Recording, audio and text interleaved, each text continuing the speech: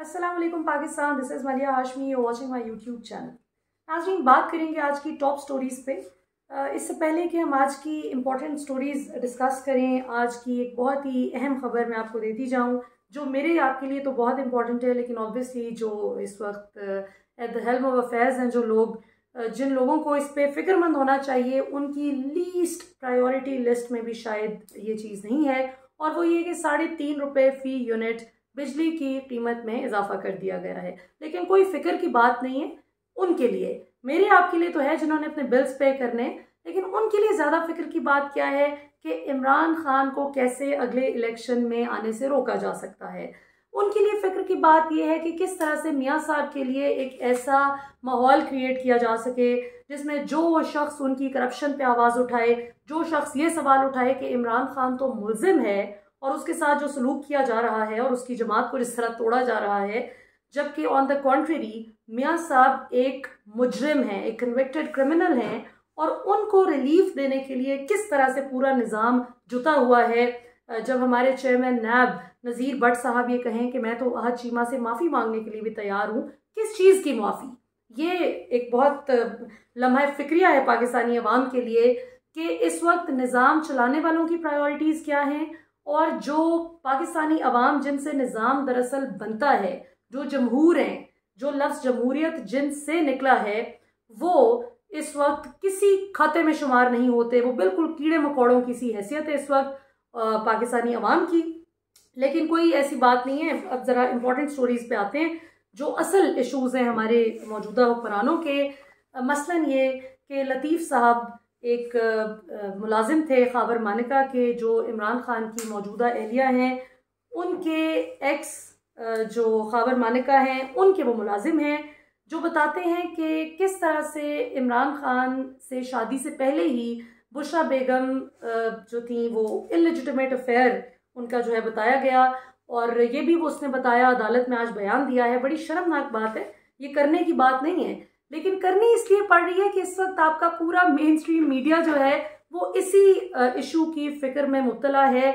और चूंकि इसको बहुत बड़ा इशू बना के बताया जा रहा है, लिहाजा हमारी भी मजबूरी है इस पर बात करना और थोड़े से डॉट्स कनेक्ट करना कि आखिर इससे क्या साबित करने की कोशिश की जा रही है। तो इमरान खान के साथ जी बताया जा रहा है कि नाजायज़ ताल्लुकात थे बुशरा बेगम के, और उसकी गवाही कौन दे रहा है? ख़ाबर मानिका का मुलाजिम। और वो बता रहा है, अदालत में आज उसने बयान दिया कि मैं तो साथ साथ अपने साहब को बता रहा था, लेकिन ये कि ये सब कुछ सिलसिला चलता रहा। तो सबसे पहले तो बेशर्मी का तमगा ख़ाबर मानिका साहब के गले में डालना चाहिए कि जो अपनी एहलिया, अगर बिल फर्ज ये हो रहा था तो फिर भी वो उनके साथ थे, उस वक्त ही क्यों नहीं बोले? ये इतनी 4 साल बाद 5 साल बाद गैरत कौन सी जागी है? ये भी एक बड़ा सवालिया निशान है। माफ़ कीजिएगा, 6 साल बाद, क्योंकि 2017 की ये बात है जो वो कर रहे हैं कि जी 2017 से मामला चल रहा है। 2017 में तो तलाक भी हो गई थी। तो जैसे कि मैंने कहा कि बिजली के नर्ख क्या हैं, इलेक्शन कमीशन ऑफ पाकिस्तान को आज वजारत ख़जाना की जानिब से मज़ीद 17 अरब 40 करोड़ रुपए मिल चुके हैं।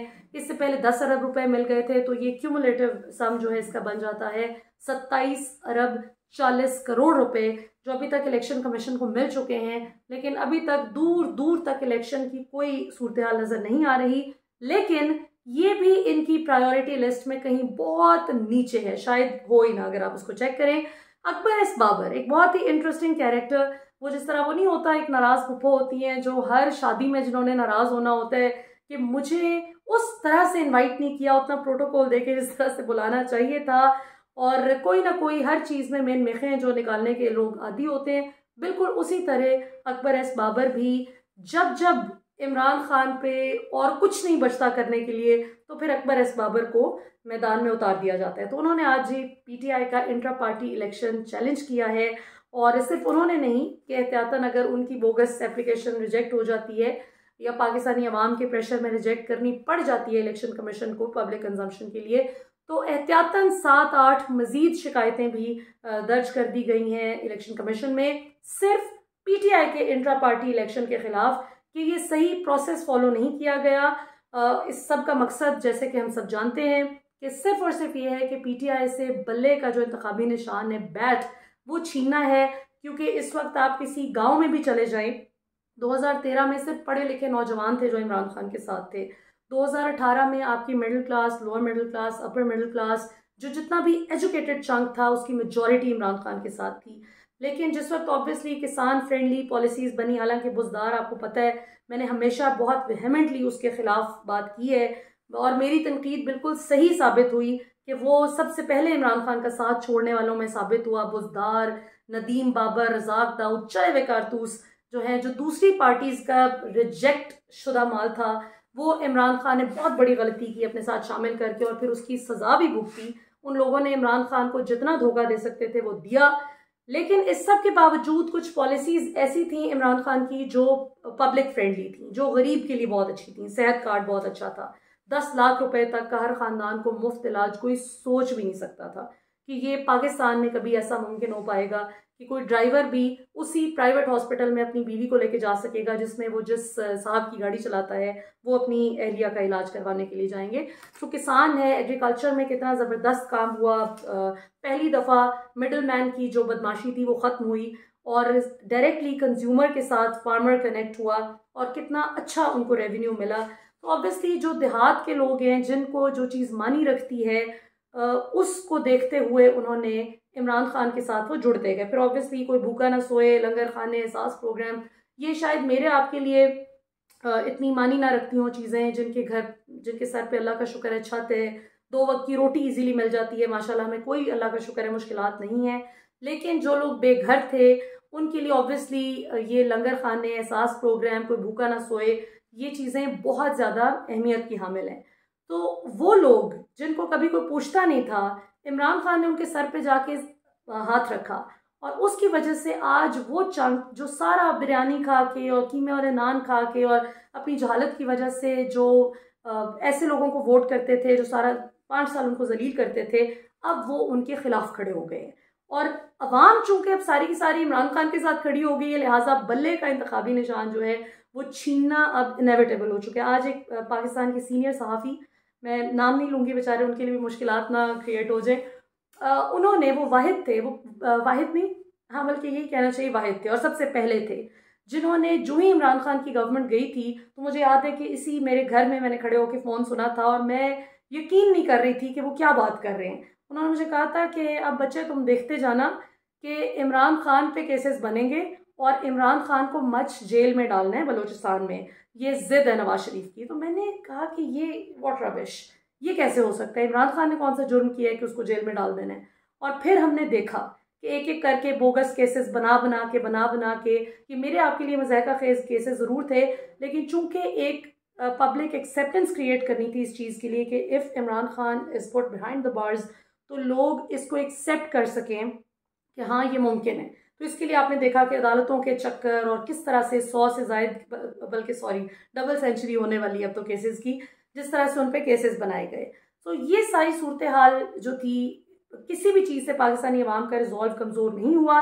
लिहाजा आज हम देख रहे हैं कि मियाँ साहब को लॉन्च करना और इमरान खान को इक्वेशन में से निकालना और इलेक्शन में इमरान खान तो क्या PTI भी हिस्सा ना ले सके, ये अब इनके लिए बहुत ज़रूरी हो चुका है अगर इसी सेटअप को इन्होंने लेके चलना है।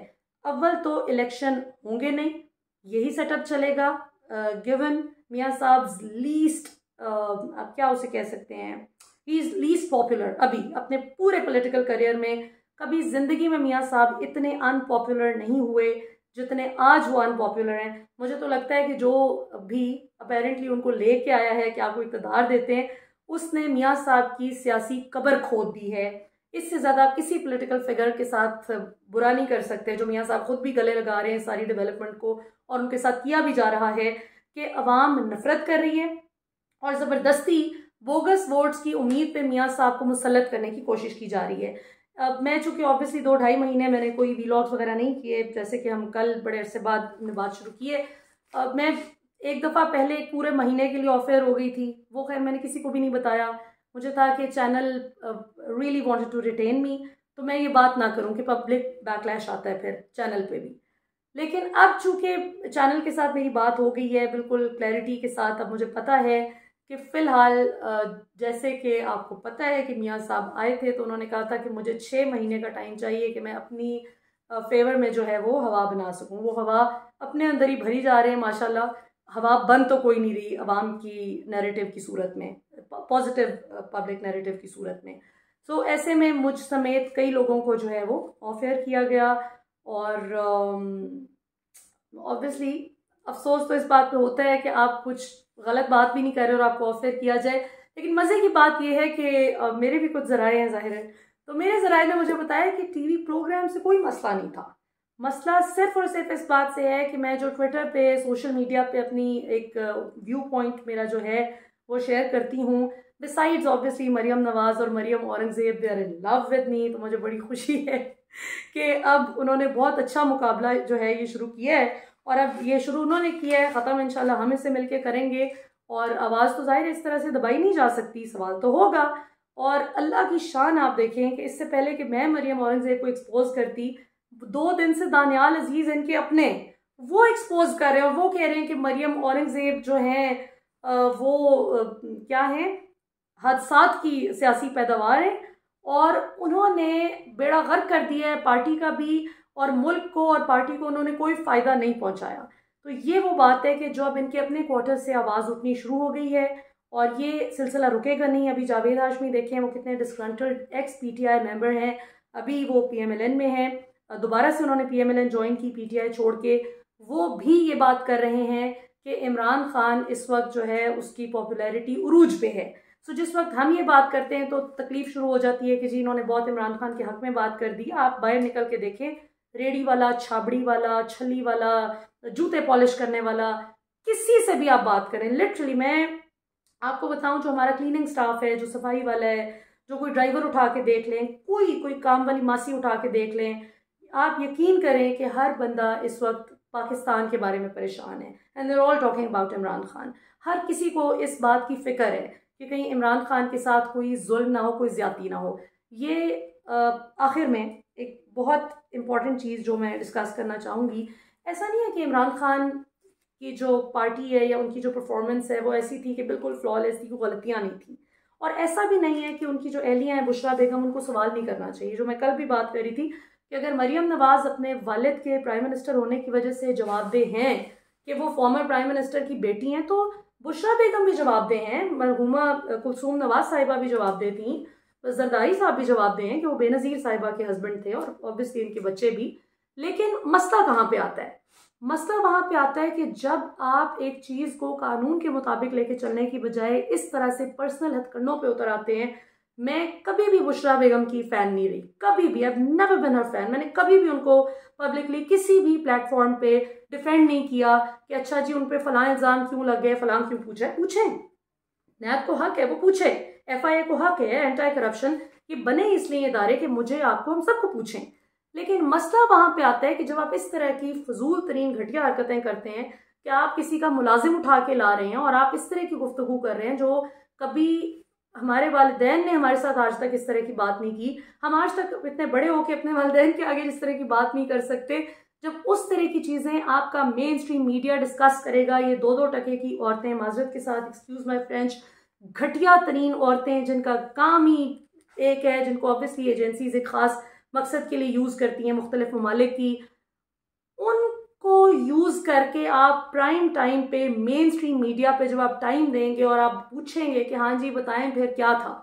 मैं तो अच्छा ओहो जावेद चौधरी साहब पे तो याद ही नहीं रही बात करनी, क्योंकि मैं ऑब्वियसली उन दिनों में वीलॉग कर नहीं रही थी। आप चेक करें ज़रा जावेद चौधरी साहब को, कहते हैं कि आपकी दोस्ती थी खान साहब से, तो उसने कहा जी जी मेरी दोस्ती थी, मैंने किताब में भी लिखा है। तो आगे से फरमाते नहीं दोस्ती किस किस्म की थी, मर्द और औरत में तो कोई दोस्ती नहीं हो सकती। बंदा चपेड़ ऐसी कस के लगाए ना कि ये बातें आप अपनी औलाद के सामने कर सकते हैं। जो काम आप अपने घर, ये वो वही LGBTQ वाला हिसाब है, औरत मार्च, कि जो चीज़ अपने बच्चों के लिए पसंद नहीं करेंगे वो मुआशरे को ख़राब करने के लिए, दूसरों के बच्चे को तबाह करने के लिए इस तरह की चीज़ें कर रहे हैं और इसको नॉर्मलाइज करेंगे। इस तरह की घटिया डिस्कशन जो है ये नॉर्मल हो जाए। तो नाज़रीन ये कुछ सूरत हाल है अभी की। फजल रहमान साहब ने फरमाया कि अगर हालात साजगार हो जाएं तो मैं इलेक्शन में जाने के लिए तैयार हूँ। आपको पूछ कौन रहा है? और जो पीपल्स पार्टी है वो भी अब मियाँ साहब को लाडला कह रही है। और नवाज शरीफ साहब ने भी इशारों किनारों में कहा है कि मुझे अप्रैल तक टाइम दें।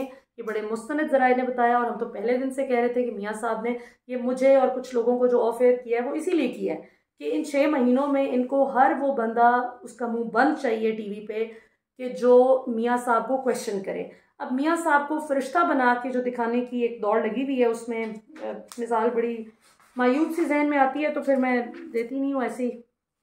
मुंह का जायका और आपके कानों का जो है जायका ख़राब होगा अगर इस पे हम मज़ीद जो है वो बात करें कि किस किस तरह से किस किस हद पे गिर के ऑनेस्टली लोग टीवी पे जो कुछ कर रहे हैं। मैं तो पता नहीं, I am not sure about you, मैं तो बड़ा अर्सा हो गया टीवी देखा ही नहीं है, 1.5 साल हो गया मैं तो टीवी देखती ही नहीं हूँ जब से ये सारा रिजीम चेंज और सब कुछ हुआ है। क्योंकि इतना झूठ, इतना फरेब, इतना मकर और ऐसे ऐसे लोग ऑनेस्टली जिन्हें हम कभी अपने शो में बुलाते भी नहीं थे, मैं हैरान हूँ कि वो अब अल्लाह माफ़ करे, ये नहीं है कि कोई हसद है, अल्लाह ना करे, लेकिन मतलब जिनका कोई पॉइंट ही नहीं था गुफ्तगू का, उनको पूरे पूरे प्रोग्राम्स मिल गए, उनको एनालिस्ट के तौर पे बिठा दिया है कि बस किसी तरह से मियाँ साहब को हीरो बना के दिखाया जा सके। जो कि सर्वेज के मुताबिक, जो सर्वे रिपोर्ट्स हैं वो यही बताती हैं कि मियाँ साहब की इस वक्त पॉपुलैरिटी जो है वो ज़मीन बोस हो चुकी है। और जो सीनियर सहाफ़ी जिन्होंने ये खबर दी थी कि इमरान खान को भी जेल में डाला जाएगा, उन्होंने ही आज ये बताया कि फैसला हो चुका है कि अगर मियाँ साहब किसी सूरत भी इक़्तिदार में आने की पोजीशन में ना आ सके तो फिर इलेक्शन को ही मुलतवी कर दिया जाएगा। और अगर होता है तो अप्रैल तक बताया जा रहा है कि अप्रैल तक इलेक्शन होगा, जिसमें ज़बरदस्ती बाय हुक और बाय क्रुक मियाँ साहब को इलेक्शन जितवाने की पूरी कोशिश की जाएगी। तो ये नाज़रीन अभी की सूरत हाल है।